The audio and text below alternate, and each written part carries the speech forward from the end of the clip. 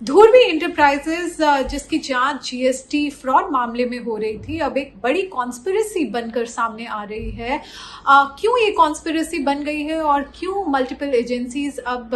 अपनी जांच का दायरा बढ़ा रही है, इसकी जानकारी हम यहाँ आपको देने की कोशिश कर रहे हैं। डीए एंटरप्राइजेज जो कि अहमदाबाद के एक जर्नलिस्ट महेश लांगा कंट्रोल करते हैं, वो एक शेल कंपनीज के रूप में सामने आ रही हैं, जिसका इस्तेमाल करते हुए इस कंपनी ने बोगस इनवॉइसेस इशू किए और उसके तहत ही उन्होंने इनपुट टैक्स क्रेडिट फ्रॉडुलेंट तरीके से क्लेम किया सरकार से, और इसकी वजह से सरकार को करीब करीब 200 करोड़ का नुकसान होता हुआ दिख रहा है, ऐसा उनका अनुमान है अभी तक का। स्टेट पुलिस जो है अब तक इस मामले में 3 एफआईआर दर्ज कर चुका है और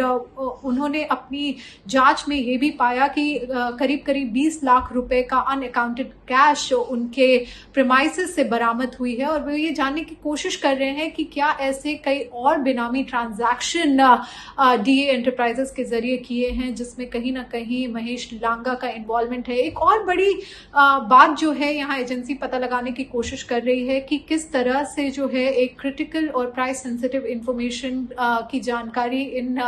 पत्रकार के पास थी, और कहीं ना कहीं क्या उस जानकारी का मिसयूज किया गया, क्या वो दूसरे कॉर्पोरेट एंटिटीज को पास ऑन किया गया, किस तरह से स्टेट ब्यूरोक्रेट्स ने इनकी जो है मदद की है, और इसकी वजह से कहीं ना कहीं ब्यूरोक्रेसी भी जांच के दायरे में आते हुए दिख रही है। इन्फोर्समेंट डायरेक्टरेट जो कि मनी लॉन्ड्रिंग का मामला देखता है, वो ये पता लगाने की कोशिश कर रहा है कि क्या यहाँ पर कुछ हवाला ट्रांजैक्शन हुए हैं, क्या क्रिमिनल एक्टिविटीज की वजह से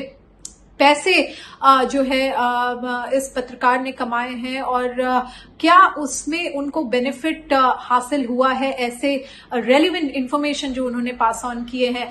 हमें ये भी जानकारी यहाँ मिल रही है कि जो CBI central bureau of investigation होता है, जो कि करप्शन और एक्सटॉर्शन का मामला देखता है, ये जांच एजेंसी देखती है, स्टेट पुलिस ने ये इंडिकेशन दिया है कि ये क्लियर कट एक्सटॉर्शन भी दिख रहा है, करप्शन भी दिख रहा है। तो एक बार जब यहाँ स्टेट पुलिस अपनी चार्जशीट फाइल कर देती है तो शायद इस मामले को सीबीआई को भी रेफर किया जा सकता है। तो ये पूरा मामला जो कि जीएसटी फ्रॉड से शुरू हुआ, अब ये एक मल्टी एजेंसी जांच बन गया है, और इसमें कई ऐसे तथ्य हैं जिस पर एजेंसी अपने अपने डोमेन में देखने की कोशिश कर रही है और अपना जांच का दायरा यहाँ पे बढ़ाते हुए एजेंसी दिखाई दे रही है।